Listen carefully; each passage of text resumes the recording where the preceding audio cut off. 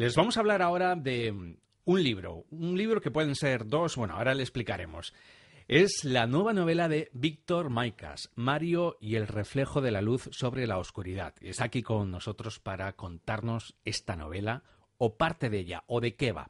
Víctor, ¿qué tal? ¿Cómo estás? Buenos días.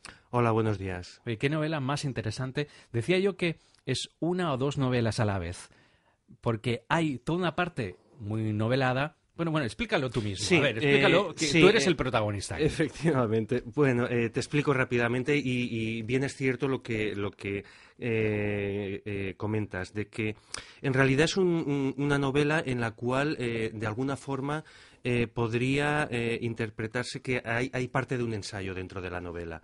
Yo siempre he comentado que la mejor forma o la que yo considero más adecuada para llegar a los lectores es a través de la novela, porque es un género que de alguna forma te entretiene, ¿no?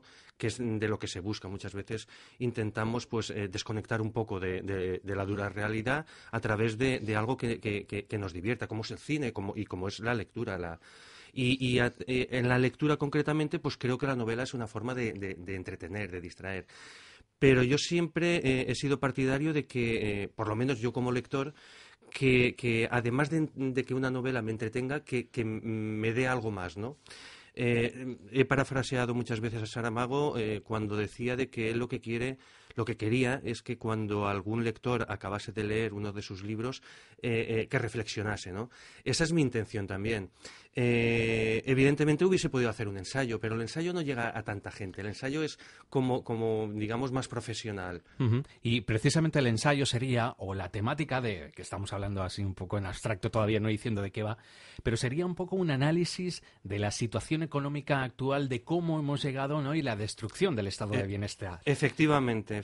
Yo, a través de esta novela, como decía, he intentado hacer una trama que de alguna forma enganche al lector, a través de un personaje como Roberto, que es el protagonista, y es su propia historia, ¿no? La novela empieza en un momento determinado, cuando él está al borde del precipicio, a punto de sucumbir. Todo su mundo se derrumba. A nivel personal, pues tiene una dolorosa ruptura sentimental. Él se refugia en su trabajo. Roberto es un periodista muy idealista, de los que cree en la libertad de prensa, en la información veraz.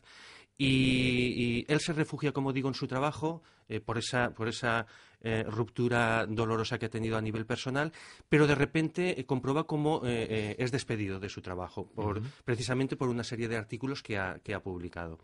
A partir de ahí, no solo se queda el tema en esa situación, sino que descubre que alguien quiere perjudicarlo, van unos sicarios detrás de él.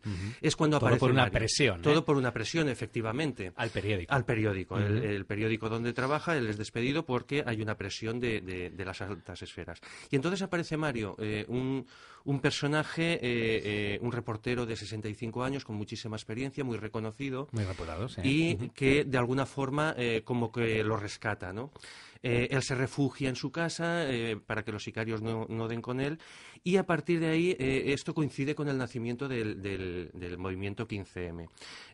La novela empieza el día 1 de mayo, y a partir del 15 de mayo, cuando nace el movimiento 15M, él se desplaza a Madrid, y entonces trato de contar a través de ese movimiento todo lo que ha sucedido, y es donde está la crítica, donde está el ensayo, podríamos decir, porque se reflejan varios artículos de los que escribe el personaje de Mario, efectivamente. Y hace toda esa lectura. Yo no quiero interrumpir mucho a Víctor, porque me estoy leyendo la novela, porque voy a tener el placer de presentarla el próximo día 15 de diciembre. Entonces, claro, no quiero desvelar, no quiero que sea realmente él quien explique, pero esa parte de Mario, en la que aparecen sus artículos de opinión que previamente él ha publicado, se supone que son realmente muy interesantes y hacen un análisis de lo que estábamos diciendo antes, ¿no? De la destrucción del estado de bienestar, de cómo está la sanidad, la educación, un poco la sociedad, ¿no? Toda la economía neoliberal y lo que se ha conseguido a través del consumismo, que cada uno sea individualista, ¿no? Sí. No es que no tenga libertad, sino que sea individualista. Efectivamente. Yo, a través del personaje de Mario, he tratado de reflejar muchos pensamientos de de gente como Vicens Navarro, un gran economista, no neoliberal precisamente, Juan Torres, por ejemplo, muchos pensamientos pues de San Pedro, de mucha gente que nos cuenta desde otra visión lo que realmente está sucediendo.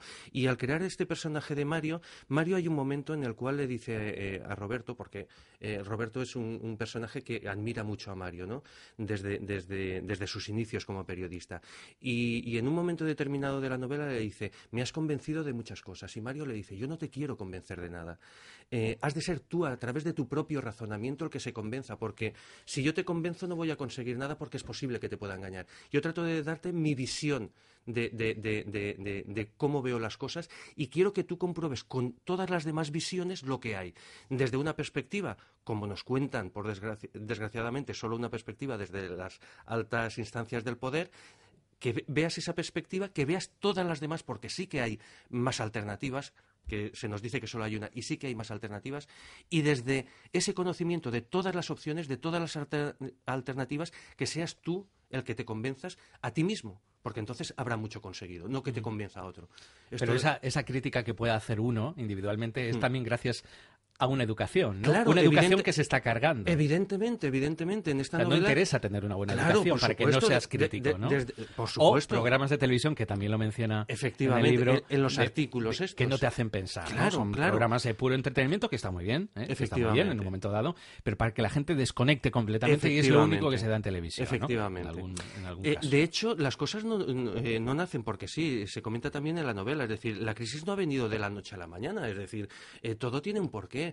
Este fomento de la telebasura, de este tipo de programas que no te hace pensar, la apuesta sobre todo por las asignaturas en la universidad más de ciencias, que está bien, bueno, está genial apoyarlas, porque la investigación y el desarrollo es fundamental, pero ese menosprecio a las asignaturas de humanidades, estas que te hacen pensar, es decir, todo esto no es por casualidad, esto está como dirigido, el que no te hagan pensar, es decir, en alguno de los artículos se dice, al médico se trata de que sea un gran médico, el ingeniero un gran ingeniero, pero poco más, que no opine, que no diga nada, es decir, que no piense, que sea el mejor en su faceta, pero poco más, ¿no? Yo oí a un político decir por televisión que cómo era posible que determinado personaje pudiera opinar sobre economía si no era economista. Bueno, es que se creen que somos tontos. Es decir, no sabremos a lo mejor hacer un balance económico sobre la situación de la bolsa, pero sí qué tipo de economía puede ser mejor para un país, para un país, efectivamente, si una economía que apueste por el desarrollo del estado del bienestar, o una economía neoliberal que todo se base en el individualismo puro y duro.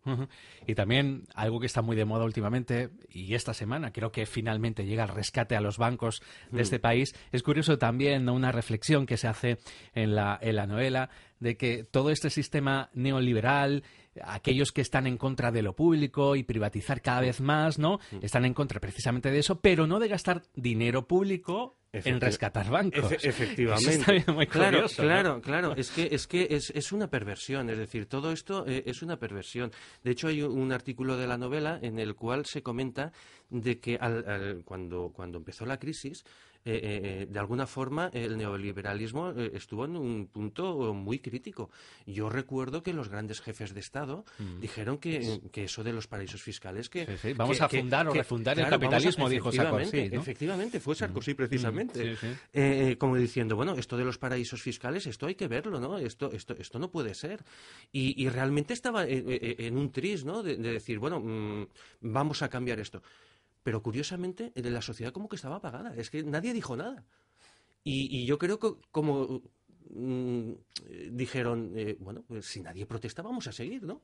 Porque todo el mundo parece que esté de acuerdo. No está de acuerdo, pero nadie dice nada. Luego sí que surgieron movimientos como el 15M, en el cual en esta novela se ve reflejado claramente, y cómo precisamente se comenta por el personaje de Mario que lo mejor del 15M, porque hay mucha gente que dice, bueno, es que el 15M salió y total, ¿para qué ha servido? Yo creo que ha servido para muchísimo, personalmente, y a través del personaje de Mario se dice que para lo que ha servido fundamentalmente es para hacer reaccionar a la gente, para hacerla pensar, para que salga a la calle y exprese su voz, y a través de todo lo que se denuncia con el movimiento 15M, que se tenga más conocimiento de la realidad, qué es lo que está pasando. Porque finalmente las voces y los movimientos al final sí que están teniendo más o menos, ¿no? Suerte, entre comillas, ¿no? Sino algunas cosas comienzan a cambiarse después de las movilizaciones. La dación en pago no es real todavía, ni mucho menos, pero es un tema que después se ha puesto sobre la mesa. Precisamente por las protestas sociales. O, por ejemplo, en Madrid, ¿no? En Sanidad, con el Hospital Princesa, parece ser que hay un poco, pues...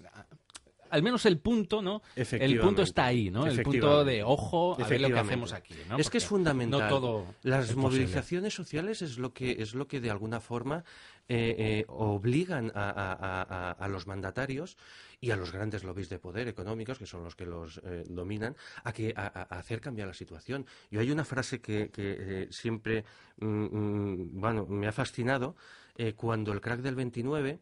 Cuando Roosevelt empezó a hacer todas las reformas para de alguna forma refundar ese capitalismo puro y duro que había en aquel entonces, y reunió a todos los movimientos sociales, a sindicatos y demás, y les dijo: obligadme a hacer esto, porque si vosotros no estáis en la calle, si no hay movimiento en la calle, yo no puedo hacer nada frente a los que realmente tienen el gran poder. Obligadme a hacerlo. Es algo fantástico, porque te das cuenta de que es la movilización social pacífica, evidentemente, pero la que puede conseguir muchísimas cosas. De hecho, lo que comentábamos de los paraísos fiscales, ahí están los paraísos fiscales. ¿Hubo una movilización social? No. ¿Ha habido movilización social con los recortes al estado del bienestar? Sí. Por eso se puede llegar a conseguir algo que no recorten tanto y, ¿por qué no?, conseguir de nuevo lo que ya nos están quitando. Bueno, pues recordamos, la novela ya está a la venta. Es el cuarto libro de Víctor Maicas, Mario y el reflejo de la luz sobre la oscuridad, de estos temas y de otros muchos, pero la verdad que muy interesante. Estamos ya prácticamente acabándolo y el día 15 de diciembre, lo he dicho, lo vas a presentar en la librería Argot, lo vamos a presentar juntos además. Efectivamente. Y te agradezco que me hayas invitado a hacer esta presentación de un libro que me parece realmente muy interesante, también por todos esos temas que hemos estado hablando ahora, que de una forma muy didáctica y muy amena, ¿no? Te hace reflexionar. Sí, de alguna forma es lo que he intentado, como digo, el entretener, pero además hacer reflexionar. Víctor Maicas, gracias por haber estado con nosotros. Muchísimas gracias a vosotros.